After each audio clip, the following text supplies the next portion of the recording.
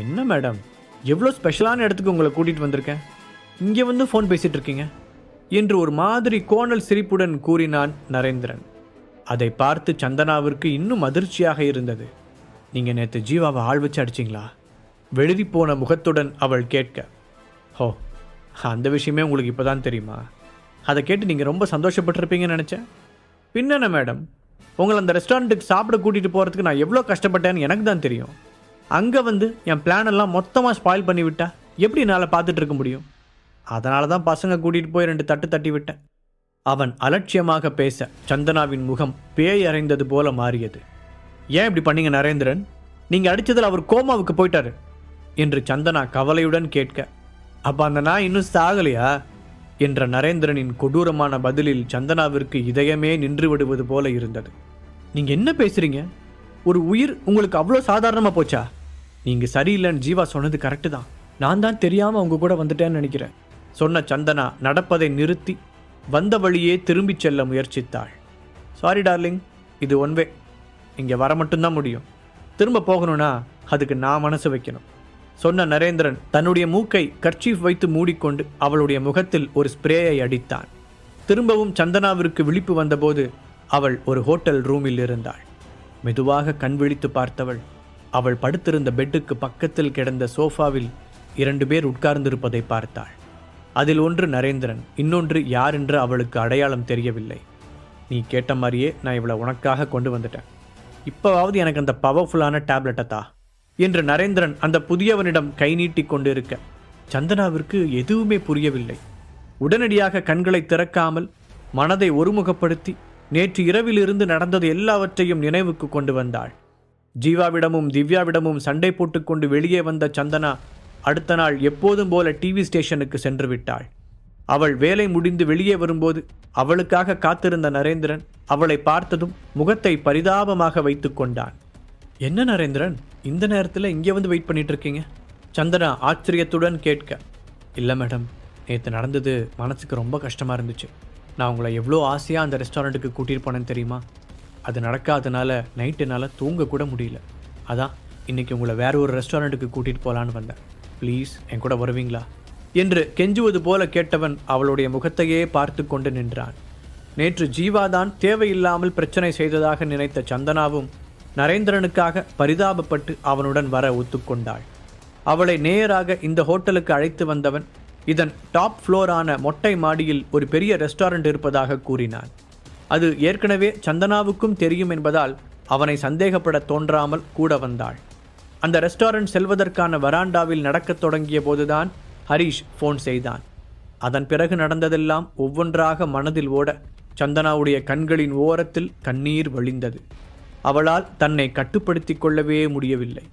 நேற்று இதற்கு பயந்துதான் ஜீவா அவளை காப்பாற்ற நினைத்தான். கடைசியில் இப்போது அவளுக்காக அடிவாங்கி கோமாவில் இருக்கிறான். அதை நினைத்த சந்தனா தனக்கு இந்த தண்டனை தேவைதான் என்று யோசித்து மனதிற்குள்ளேயே அழுதாள். அதற்குள் அவர்கள் இருவரும் ஏதோ பேசிக்கொள்ள சந்தனாவின் கவனம் அவர்கள் பக்கம் திரும்பியது. இவளை எப்படி இங்கே கொண்டு வந்த? இவ ஏதோ பெரிய குடும்பத்தை சேர்ந்த பொண்ணுன்னு சொன்னாங்க. அந்த புதியவன் ஆச்சரியத்துடன் கேட்க நரேந்திரன் கொடூரமாகச் சிரித்தான். இந்த நரேந்திரன் மனசு வச்சா நடக்காதுன்னு ஏதாவது இருக்கான்னு இவளை ஃபர்ஸ்ட் டைம் டிவியில் பார்க்கும்போதே எப்படியாவது தட்டி தூக்கிடணும்னு முடிவு பண்ணிட்டேன். ஃபஸ்ட்டு பணத்துக்கு மடிவாளான்னு தெரியறதுக்காக லைட்டாக நூல் விட்டு பார்த்தேன். ஆனால் நான் வாங்கி கொடுத்த காஸ்ட்லி கிஃப்டெல்லாம் பார்த்து அவள் பெருசாக எந்த ரியாக்ஷனும் காட்டலை. விசாரித்தப்போ தான் தெரிஞ்சது இவளே ஒரு பெரிய குடும்பத்தை சேர்ந்தவதான்னு. சொந்தமாக பிஸ்னஸ் நடத்தி அதில் நஷ்டமானதுனால டிவி ஷோ நடத்த வந்திருக்கா. அப்படி பார்த்தாலும் ஃபேமிலி பேக்ரவுண்டு இன்னுமே நல்லா தான் இருக்குது. பத்தாவதுக்கு புருஷன் கூட சண்டை போட்டுட்டு பிரிஞ்சிருப்பா போல். அதை எனக்கு சாதகமாக பயன்படுத்திக்கிட்டேன் என்று நரேந்திரன் ஏதோ சாதனை செய்தது போல சொல்லிக்கொண்டே போக சந்தனா தான் எந்த அளவிற்கு ஏமாற்றப்பட்டிருக்கிறோம் என்பதை புரிந்து கொண்டாள். அட பாவி, அப்போ நேற்று நீ என் ஜூஸில் ஏதோ கலக்கிறேன்னு ஜீவா சொன்னது உண்மையாக தான் இருக்கணும். என்னை காப்பாற்றணும்னு நினச்ச அவரை போய் தப்பாக பேசிட்டேன். பெட்டில் இருந்து இறங்கிய சந்தனா கோபமாக கத்தினாள். அவளை அலட்சியமாக திரும்பி பார்த்த நரேந்திரன், ஆமாம், அவன் மட்டும் பார்க்காம இருந்திருந்தா நேத்தே உன்னை ரூமுக்கு கூட்டிகிட்டு போயிருந்திருப்பேன் என்று சொல்லிவிட்டு சத்தமாக சிரித்தான். நீயே ஒரு பெரிய பணக்காரன் தானே. உங்கள் அப்பா எவ்வளோ பெரிய ஆள். எதுக்காக இப்படி கேவலமாக நடந்துக்கிற? அதுவும் இவங்கிட்ட என்ன வேலை பேசுகிற? உனக்கு வெக்கமா இல்லை? சந்தனா தாங்க முடியாத ஆத்திரத்துடன் கேட்டாள். நான் என்ன பணத்துக்காக உன்னை வேலை பேசுகிறேன்னு நினச்சியா? யாருக்கு வேணும் பணம்? அது என்கிட்டயே கோடி கோடியாக கொட்டி கிடக்குது. இவன் என்னோட ஃப்ரெண்ட், ஒரு டாக்டர். இவன் சில பவர்ஃபுல்லான டேப்லெட்ஸை விற்கிறான். எவ்வளோ வேணாலும் பணம் தரேன், எனக்கு ஒரு டேப்லெட்டை கொடுன்னா கொடுக்க மாட்டேங்கிறான். அதுக்கு பதிலாக என் ஃபோனில் இருந்த ஃபோட்டோவை பார்த்துட்டு நீ தான் வேணும்னு அடம் பிடிக்கிறான். நான் வேறு என்ன செய்யணும் சொல்லு? அப்போ தான் எனக்கு நான் ஆசைப்பட்ட டேப்லெட் கிடைக்கும். அதுக்காக நீ என்ன கேட்டாலும் தர்றதுக்கு நான் தயாராக இருக்கேன். என்ன டீல் ஓகேவா என்று நரேந்திரன் சொன்னதை கேட்டு சந்தனாவிற்கு அருவருப்பாக இருந்தது. என்னை பார்த்தா உனக்கு எப்படி தெரியுது? ச்சே, ஒன்றை போய் ஃப்ரெண்டுன்னு நம்பினேன் பாரு. ஒழுங்கு மரியாதை என்னை வெளியில் விடு, இல்லை நடக்கிறதே வேற என்று விரல் நீட்டி எச்சரித்தவள் அந்த ரூம் கதவை திறக்க முயற்சித்தாள். அதை பார்த்து கலகலவென்று சிரித்த நரேந்திரன், என்ன டார்லிங், இவ்வளோ கஷ்டப்பட்டு ஸ்கெட்ச் போட்டு உன்னை இங்கே கொண்டு வந்திருக்கேன், அவ்வளோ ஈஸியாக விட்டுருவனா? நாளைக்கு நீ இதை வெளியவே போய் சொன்னாலும் யார் உன்னை நம்புவா? முதல்ல உன்னோட ஹஸ்பண்ட் நம்புவானா? கொஞ்ச நேரத்துக்கு முன்னாடி நான் அவங்ககிட்ட எப்படி பேசினேன்னு ஞாபகம் இருக்கா? இதுக்கப்புறம் உன் கூட வாழ அவன் ரெடியாக இருப்பான்னு நினைக்கிற? நோவே. அதனால் பேசாமல் எங்களை அட்ஜஸ்ட் பண்ணிட்டு போகிற வழியை பாரு. இதில் தான் எல்லாருக்கும் பெனிஃபிட் இருக்குது என்று நரேந்திரன் கூற சந்தனாவிற்கு தன்னுடைய முழு தவறும் புரிந்தது. அப்போதுதான் எவ்வளவு பெரிய சிக்கலில் மாட்டிக்கொண்டிருக்கிறோம் என்று புரிந்தவள் ஹரிஷிடம் தான் இருக்கும் இடத்தை சொல்லாதது எவ்வளவு முட்டாள்தனம் என்று நினைத்து வருந்தினாள். அங்கிருந்து எப்படி தப்பிப்பது என்று தெரியாமல் அவள் முழிக்க அந்த நரேந்திரனின் நண்பனோ சந்தனாவை நோக்கி வந்தான். அப்போது படாரென்று அந்த ரூமின் கதவு உடைந்து விழ அங்கு ஹரிஷ் சிங்கம் போல நின்று கொண்டிருந்தான். ஏய், யார் நீ? எப்படி இந்த கதவை உடைச்ச? நரேந்திரன் அதிர்ச்சியுடன் எழுந்து நின்றான். ஹரிஷ் வந்த வேகத்தில் அவனுடைய வயிற்றில் ஒரு எத்து விட பின்னால் இருந்த சுவற்றில் மோதி கீழே விழுந்தான். ஹரி என்று கத்திக்கொண்டே ஓடி வந்த சந்தனா அவன் பார்த்த தீ பார்வையில் அந்த இடத்திலேயே அசையாது நின்றாள். ஹரிஷுக்கு பின்னால் இன்னும் 10-15 பேர் உள்ளே வந்தனர். அவர்கள் எல்லோருமே மிரியட்ஸ் கேங்கை சேர்ந்தவர்கள். நரேந்திரன் அடியாட்கள் வைத்து ஜீவாவை அடித்து போட்டதால் தன்னுடைய பலம் என்ன என்பதை காண்பிக்க வரும்போதே தனக்கு கீழே பணிபுரிந்த மிரியட்ஸ் கேங்கை சேர்ந்த சிலரை அழைத்து வந்திருந்தான் ஹரிஷ்.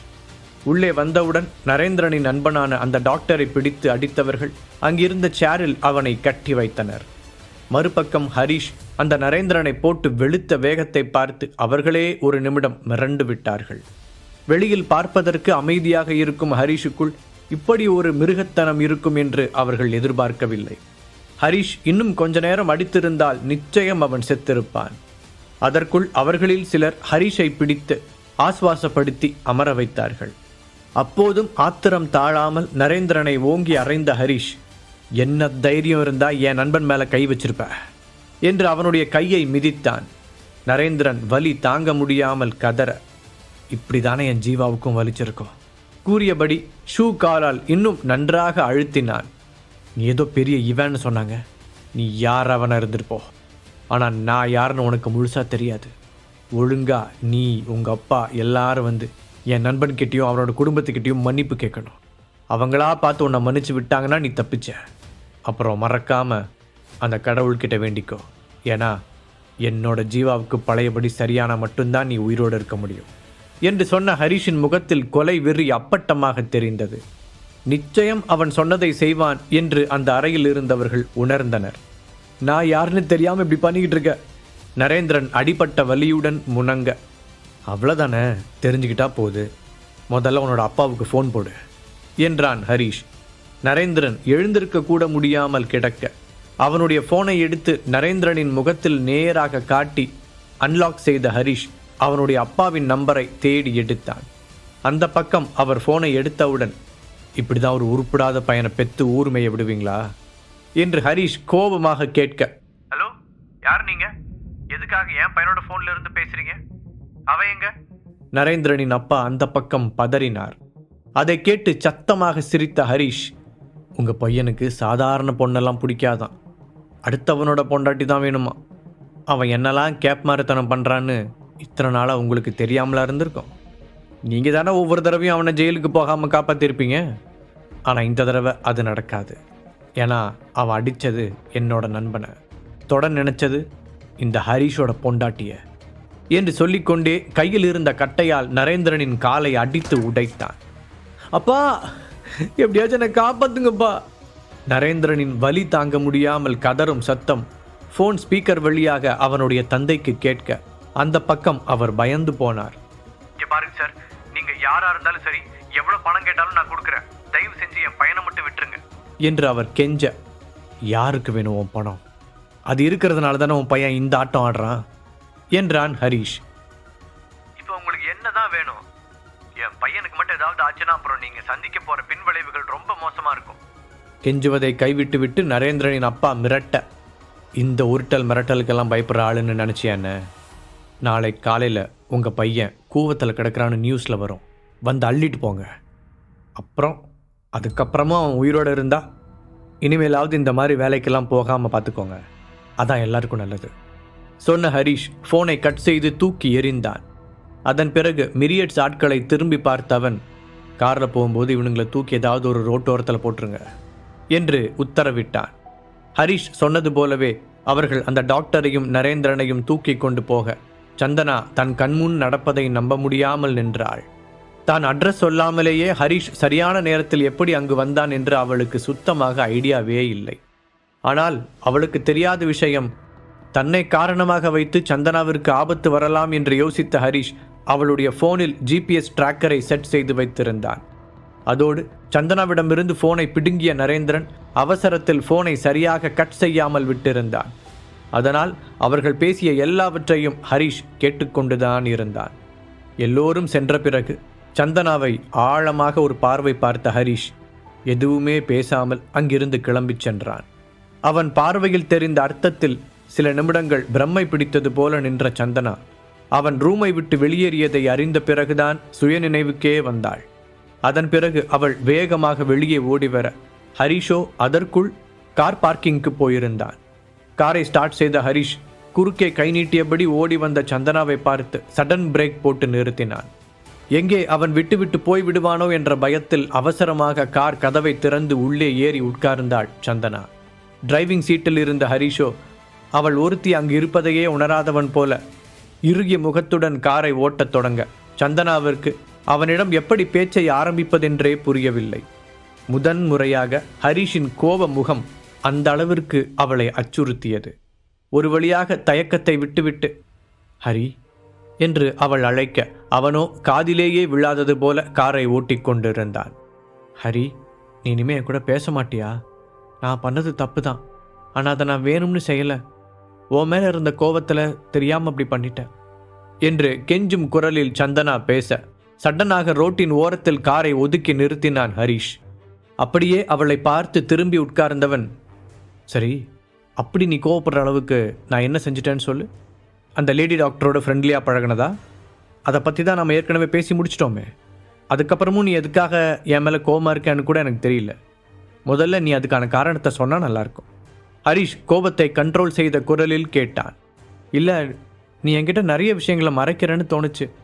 அது மட்டும் இல்லாமல் நீ ஜெயிலுக்கு வேற போயிட்டு வந்தேன்னு கேள்விப்பட்டேன். அதை பற்றி நீ என்கிட்ட ஒரு வார்த்தை கூட சொல்லலை. அதான். சந்தனா இழுக்க, நான் மட்டும்தான் உன்கிட்ட எதுவும் சொல்லாமல் மறைச்சானா சந்தனா? ஹரீஷ் கூர்மையான பார்வையுடன் அவளை கேட்டான். அவன் எதை பற்றி கேட்கிறான் என்பதை புரிந்து கொண்ட சந்தனா தலை குனிந்தாள். அவள், சாரி ஹரி என்று மெதுவான குரலில் கூற, இந்த சாரி எதுக்காகன்னு நான் தெரிஞ்சுக்கலாமா? என் ஃப்ரெண்டு உனக்கு கொடுத்த ஷேர்ஸை அப்படியே உன்னோட பாட்டிக்கிட்ட தூக்கி கொடுத்ததுக்காகவா? இல்லை உன் கம்பெனி நஷ்டத்தில் ஓடுது, அதை இழுத்து மூட போகிறேன்னு என்கிட்ட சொல்லாததுக்காகவா? ஹரீஷ் ஒவ்வொன்றாய் அடுக்க சந்தனாவின் கண்களில் நீர் நிறைந்தது. எப்பொழுதும் அவள் கண் கலங்கினாலே துடித்து போய்விடும் ஹரீஷ் இந்த முறை எந்த உணர்வையும் காட்டாமல் கல் போல உட்கார்ந்திருந்தான். இப்போது மறுபடியும் ஹரீஷே பேச்சை ஆரம்பித்தான். சந்தனா, உனக்கு ஒன்று தெரியுமா? ஏஜே கம்பெனியில் பிரச்சனைன்னு தெரிஞ்ச உடனே என் ஃப்ரெண்ட் ராகவ் கிட்ட சொல்லி அதை வாங்க சொன்னதும் நான் தான், அதை உங்ககிட்ட கொடுக்க சொன்னதும் நான் தான். பதிலுக்கு நீ என்ன செஞ்ச? நான் அவ்வளோ சொன்னதுக்கப்புறமும் உன்னோட ஃபேமிலி மெம்பர்ஸ் விரிச்ச வலையில் போய் விழுந்திருக்க. அது கூட பரவாயில்ல, இங்கே தப்பு பண்ணாதவங்க யாருமே கிடையாது. ஆனால் கொடுக்கறதுக்கு முன்னாடி என்கிட்ட ஒரே ஒரு வார்த்தை கேட்டிருந்தா கண்டிப்பாக ஏதாவது செஞ்சு நான் அதை தடுத்திருப்பேன் என்று அவன் கூற சந்தனாவால் பதிலே பேச முடியவில்லை. இந்த கேள்விக்கு பயந்துதானே அவனை பார்ப்பதை கூட தவிர்த்தாள். சரி, அதெல்லாம் விடு. நேற்று ஹோட்டலில் வச்சு ஜீவா உங்ககிட்ட எவ்வளோ பொறுமையாக எடுத்து சொன்னான். அவன் சொன்னதை மட்டும் நீ கேட்டிருந்தா இன்னைக்கு அவனும் கோமால படுத்திருக்க மாட்டான், நீயும் இப்படி ஹோட்டல் ரூமில் எவங்கிட்டயோ மாட்டிக்கிட்டு முழிச்சிருக்க மாட்டேன். இதை சொல்லும்போது ஹரிஷின் கண்களில் தெரிந்த ஆவேசம் சந்தனாவை ஏதோ செய்தது.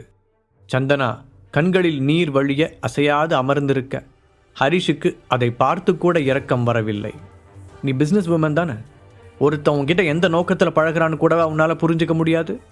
தன் நண்பனோட ஒய்ஃபுங்கிற நல்ல எண்ணத்தில் தானே ஜீவா உனக்கு ஹெல்ப் பண்ண வந்தான். இன்றைக்கி அவன் கோமாலிருந்து வெளியே வந்தாலும் காலம் ஃபுல்லாக எழுந்து நடக்க முடியாதுன்னு டாக்டர் சொல்கிறாங்க. அதை கேட்டதுக்கப்புறம் என்னால் திவ்யா முகத்தை பார்க்க கூட முடியல என்று கலங்கிய குரலில் ஹரிஷ் கூற சந்தனாவிற்கு குற்ற உணர்ச்சியாக இருந்தது. சத்தியமாக இப்படி நடக்கணும்னு நான் எதிர்பார்க்கல ஹரி என்றாள் அவள். அதுதான் சந்தனா, எனக்கு ரொம்ப கஷ்டமாக இருக்குது. நான் உங்ககிட்ட சில விஷயங்களை மறைச்சேன், இல்லைன்னு சொல்லலை. அதுக்கெல்லாம் ஒரு நியாயமான காரணம் இருக்கும் அப்படின்னு நீ ஏன் யோசிக்கவே இல்லை? நீ உன் பாட்டிக்கு ஷேர்ஸை கொடுத்த விஷயம் அடுத்த 2 நாளில் எனக்கு தெரிஞ்சிருச்சு. அப்போ கூட நான் உன்னை பற்றி தப்பாக நினைக்கல. அவங்க எப்படிலாம் உன்னை கார்னர் பண்ணியிருப்பாங்களோன்னு நினச்சி கவலை தான் பட்டேன். அப்புறமா உனக்காக இந்த வேலையை என்று அவசரப்பட்டு உண்மையை சொல்லப்போன ஹரிஷ் சட்டென்று அதை பாதியோடு நிறுத்திவிட்டு பேச்சை மாற்றினான். அவன் பேசியதையெல்லாம் கேட்டு சந்தனா தவிப்புடன் அவனை நிமிர்ந்து பார்க்க, பட் நீ ஒரு சின்ன விஷயத்தில் என்னை விட்டு கொடுத்துட்டல்ல? இதுக்கு மேலே நமக்குள்ளே பேசுறதுக்கு எதுவுமே இல்லை. என் நண்பன் நல்லபடியாக குணமாகி வர வரைக்கும் என்னால் உன் முகத்தில் முழிக்கக்கூட முடியாது என்று சொன்ன ஹரிஷ் நேராக உட்கார்ந்து காரை ஸ்டார்ட் செய்தான். அதன் பிறகு தர்ஷினியின் வீடு வரும் வரை இருவரும் எதுவுமே பேசவில்லை. ஹரிஷ் காரை நிறுத்தியதும் அதிலிருந்து இறங்கிய சந்தனா அந்த கார் கண்ணுக்கு மறையும் வரை அதையே ஏக்கத்துடன் பார்த்து கொண்டிருந்தாள். அவளுக்கு தன்னுடைய நிலைமையை நினைத்து அழுகை பொங்கி கொண்டு வந்தது.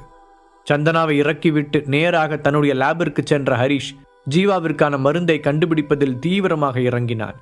அதற்கு அடுத்து வந்த நாட்களில் அவன் சரியாக தூங்கக்கூட இல்லை. நிறைய புத்தகங்களை படித்தும் அவனுடைய குரு ருத்ரவேந்தர் சொல்லிக் கொடுத்ததை வைத்தும் ஒரு புதிய மெடிசினை தயாரித்தான். அந்த டேப்லெட்டின் மிக முக்கிய தன்மையே எலும்புகளையும் தசை நார்களையும் ஸ்ட்ராங் ஆக்குவதும் உடைந்த இடங்களை ஒன்று சேர்ப்பதும் தான். அதனால் அது ஜீவாவுக்கு ஏற்றதாக இருக்கும் என்று ஹரிஷ் நினைத்தான். டாக்டர் சொன்னது போலவே ஜீவா சில நாட்களிலேயே கோமாவில் இருந்து கண் விழித்தாலும் அவனால் எழுந்து உட்காரக்கூட முடியவில்லை. ஹரிஷ் அவனுக்கு அந்த மருந்தை தொடர்ந்து கொடுத்து வர அது ரொம்ப கசப்பாக இருந்ததால் ஜீவா சாப்பிட மறுத்தான். ப்ளீஸ் ஹரிஷ், நீ என்ன சொன்னாலும் கேட்குற, இந்த மருந்து மட்டும் வேண்டாம் என்று தலையை ஆட்டி சின்ன பிள்ளை போல அவன் அடம் பிடிக்க ஹரிஷ் மிரட்டித்தான் அவனை சாப்பிட வைத்தான். ஜீவாவுக்கு எப்போவுமே கசப்பான மருந்துனா சுத்தமாக பிடிக்காது ஹரிஷ்.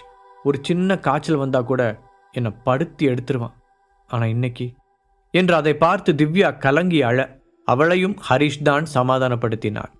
இந்த கொஞ்ச நாட்களில் அவர்கள் மூவருக்குள்ளும் இருந்த பாண்டிங் இன்னும் உறுதியானதாக மாறியிருந்தது. ஒரு நாள் ஜீவா படுக்கையில் இருந்து தானாக எழுந்து உட்கார திவ்யாவால் அந்த அதிசயத்தை நம்பவே முடியவில்லை. ஏனென்றால் டாக்டர் இப்போதைக்கு ஜீவா கட்டிலை விட்டு நகரக்கூட வாய்ப்பில்லை என்று அழுத்தம் திருத்தமாக கூறியிருந்தார். ஹரிஷ் சொன்னது போலவே ஜீவா குணமாகி விடுவான் என்பதில் இப்போது அவளுக்கு முழுமையான நம்பிக்கை வந்தது. திவ்யா, எனக்கு கை கால்லாம் நடுங்குது, உடம்புக்குள்ள ஏதோ பண்ணுது, அநேகமா ஹரிஷ் கொடுத்த டேப்லெட் வேலை செய்யுதுன்னு நினைக்கிறேன் என்ற ஜீவாவை பார்த்து ஹரிஷும் திவ்யாவும் சந்தோஷமாக சிரித்தனர். ஹரிஷ், உண்மையிலேயே உன் கையில் ஏதோ ஒரு மேஜிக் இருக்குடா என்று ஜீவா சொன்னதை கேட்ட ஹரிஷ், நீ இப்படி அடிபட்டு கிடக்கிறதெல்லாம் சும்மா வேடிக்கை பார்த்துட்டு இருப்பேன் நினச்சியா ஜீவா? உனக்காக அந்த வானத்தை இழுத்து பூமிக்கு கொண்டு வரணும்னா கூட நான் செஞ்சிருப்பேன் என்றான். அவனுடைய குரலில் ஒரு அசைக்க முடியாத உறுதி தெரிந்தது. ஜீவா நன்றாக எழுந்து அமர்ந்து சகஜமாக அவர்களோடு பேசுவதை பார்த்த திவ்யாவிற்கு அது எல்லாமே ஒரு கனவு போல இருந்தது. இவ்வளவு நாள் கவலையுடன் அழுது கொண்டிருந்தவள் முதல் முறையாக சந்தோஷத்தில் கண் கலங்கினாள். ஹரிஷ், நாம் இதை கொண்டாடணும் என உற்சாகத்துடன் ஜீவா கூற, முதல்ல உனக்கு உடம்பு நல்லபடியாக சரியாகட்டும், அதுக்கப்புறம் நம்ம சேர்த்து வச்சு கொண்டாடிக்கலாம் என்றான் ஹரிஷ். ஹரிஷ் சொல்கிறதும் சரிதான் ஜீவா. வீட்டில் தாத்தா வேற உன்னை நினச்சி ரொம்ப கவலைப்பட்டுக்கிட்டு இருக்காரு. உன்னை ஹாஸ்பிட்டலில் சேர்த்ததுலேருந்து அவர் சரியாக சாப்பிட்றது கூட இல்லை. அதனால் சீக்கிரமாக நம்ம வீட்டுக்கு போகணும் என்று திவ்யா சொல்ல ஜீவாவும் சரி என்று தலையாட்டினான். அவர்கள் இருவரும் ஃப்ரீயாக பேசிக்கொள்ளட்டும் என்று நினைத்த ஹரிஷ் அவர்களிடம் சொல்லிக்கொண்டு கிளம்பினான். ஹாஸ்பிட்டலை விட்டு வெளியே வந்த அவன் வீட்டுக்கு செல்ல மனமில்லாமல் தன் போக்கில் காரை ஓட்டினான். அப்போதுதான் அவன் ஒரு விஷயத்தை கவனித்தான். ரொம்ப நேரமாக அவனுடைய காரை ஒரு கார் ஃபாலோ செய்து கொண்டிருந்தது. அதை பார்த்து புருவத்தை சுருக்கியவன் ஒரு இருட்டான தெருவுக்குள் காரை நிறுத்திவிட்டு கண்ணிமைக்கும் நேரத்தில் கீழே இறங்கினான். பின்னால் வந்த காரும் அதே தெருவுக்குள் நுழைந்து காத்திருக்க ஒளிந்து நின்ற ஹரிஷ் அதை நோட்டமிட்டான். டிரைவர் சீட்டை தவிர உள்ளே வேறு ஆட்கள் இருப்பதாக தெரியவில்லை. ஹரிஷ் அதை உறுதி செய்து கொண்டிருக்கும் போதே டிரைவர் சீட்டில் இருந்து நிழலைப் போல இறங்கிய ஒருவர் மெதுவாக ஹரிஷின் காரை நெருங்கி வந்தார். ஹரிஷின் காரின் உள்ளே யாரும் இல்லாததை உணர்ந்தவர் சட்டென்று திரும்பி தனக்கு பின்னால் பூனை போல நின்று கொண்டிருந்த ஹரிஷின் கழுத்தை பிடித்தார். சத்தியமாக இதை அவன் எதிர்பார்க்கவில்லை. அவர் பார்க்க சாதாரணமாக தெரிந்தாலும் அவரின் பிடி இரும்பு போல இருந்தது. ஹரிஷ் அவருடைய கையில் இருந்து விடுபட முயற்சிக்க அவனை விடவும் அவர் வேகமாக இருந்தார். ஹரிஷ் எவ்வளவு முயற்சித்தும் அவனால் அவரை அசைக்க கூட முடியவில்லை. உரண்டு பிடிக்காம என் கூட வர்றதான் உனக்கு நல்லது என்று கேலி செய்யும் குரலில் அவர் கூற, யார் நீங்க, எதுக்காக என்ன ஃபாலோ பண்றீங்க என்று கேட்டான் ஹரிஷ். என்னோட மனைவி உன்னை பார்க்கணும்னு விரும்புகிறா என்று எந்த உணர்வும் இன்றி கூறினார் அவர். இந்த நேரத்திலையா? ஹரிஷ் ஆச்சரியத்துடன் கேட்க, ஆமாம், எங்களுக்கு இந்த நேரம்தான் வசதி. ஒரே வரியில் பதில் வந்தது. பொதுவாக ஆட்களின் முகத்தை வைத்து மனதை கணித்துவிடும் ஹரிஷால் இந்த மனிதரின் முகத்தை வைத்து என்ன நினைக்கிறார் என்பதை கூறவே முடியவில்லை. அந்த அளவிற்கு உணர்ச்சிகளற்று ஒரு சிலை போல முகத்தை வைத்திருந்தார். இதற்கு மேல் போராடுவதில் எந்த பலனும் இல்லை என்பதை உணர்ந்த ஹரிஷ் அவருடன் போகலாம் என்று முடிவெடுத்தான். அதனுடன் அவர்கள் யார் என்று தெரிந்து கொள்ளும் ஆர்வமும் அவனுக்குள் முளைவிட்டிருந்தது. உன்னோட கார் இங்கே இருக்கட்டும், என்னோடதில் போகலாம் என்றவர் அவனை முன்னால் விட்டு பின்னால் நடந்தார். தன்னிடம் தெரியும் சிறு அசைவை கூட அந்த மனிதர் வேகமாக கவனிக்கிறார் என்பதை உணர்ந்த ஹரிஷ் நிதானமாக சென்று அவருடைய காரில் ஏறினான்.